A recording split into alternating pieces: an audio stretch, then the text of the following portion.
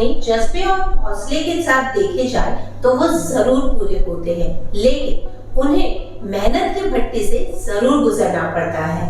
हम बात कर रहे हैं ऐसे ही एक बिजनेस ओनर के बारे में। इनका नाम है एमपी अहमद साहब।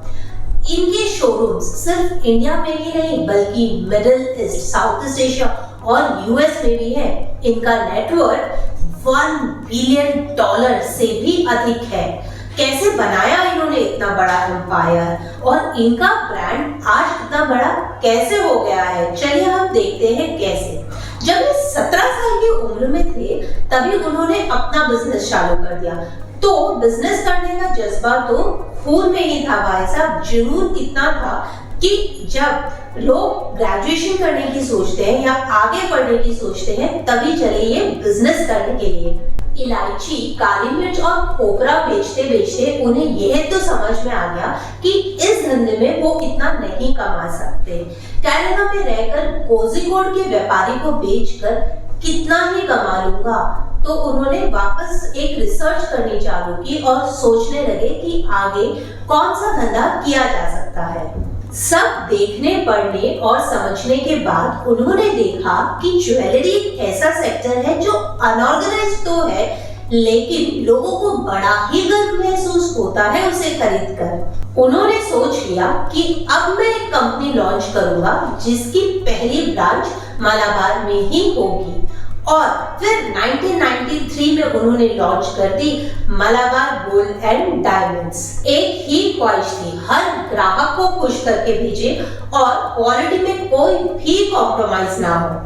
अच्छे काम की अफवाह खुद ब खुद फैल जाती है और उनके इस काम ने उन्हें उनके कॉम्पिटिटर से एक अलग ही मुकाम पर पहुंचा दिया।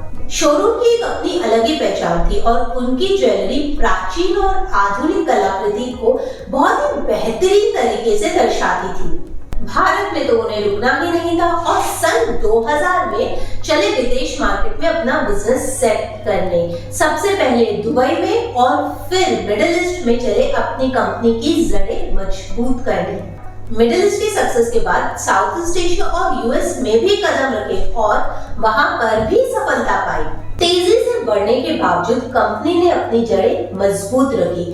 पारंपरिक भारतीय कला को आधुनिक सुंदरता से मिलाकर उन्होंने अपनी ज्वेलरी में पेश किया। अगर हम देखें तो इनोवेशन मलाबार गोल्ड के विकास का एक आधार रहा। ये ज्वेलरी में सबसे पहली कंपनी है जो ऑनलाइन प्लेटफॉर्म लेकर आई और यही नहीं, उन्होंने अपने कस्टमर्स को खुद डिजाइन करने का भी मौका दिया और इन्होंने इसका नाम दिया bespoke ज्वेलरी सर्विसेज। पूरे देश विदेश में मिलाकर 250 शोरूम है। कोझिकोड के एक शोरूम से लेकर 250 शोरूम की ये जर्नी विजन, अपने कार्य के प्रति प्रतिष्ठा और क्वालिटी के कारण है। आइए जानते हैं ये सब क्या कर रहे हैं जो इन्हें सबसे भिन्न रखता है। गोल्ड ज्वेलरी में देखा जाए तो इन्होंने क्षेत्रीय संस्कृति के ऊपर जोर डाला।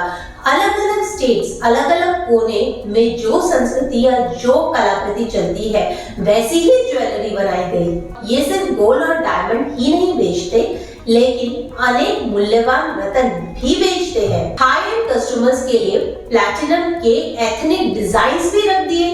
अगर कस्टमाइजेशन की बात करें तो इनसे बेहतर कस्टमाइजेशन कोई नहीं कर सकता। आप इतने रुपए दे रहे हो तो सोचोगे तो सही, क्यों ना मैं अपनी पसंद का डिजाइन बनाऊं।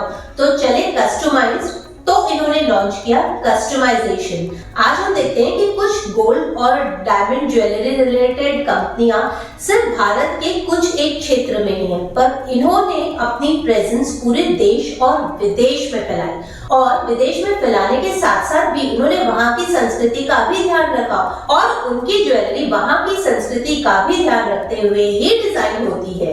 इनकी जो प्रैक्टिसेस रही है वो बिल्कुल एथिकल रही है। डायमंड खरीदने में नो कॉम्प्रोमाइज। अगर एक भी डायमंड कहीं से कुछ भी दिखा तो वो खरीदते ही नहीं है। CSR एक्टिविटी में भी ये सबसे आगे है। एजुकेशन, हेल्थ, वुमेन एम्पावरमेंट सब में ही आगे है। स्टैंडर्ड्स का ये पूरा ध्यान रखते हैं और हर gold jewellery BSI hallmark mark ई होती है। अगर हम एम्प्लॉइज के बारे में बात करें तो 770 एम्प्लॉइज हैं और अधिकतर एम्प्लॉइज केरला से हैं।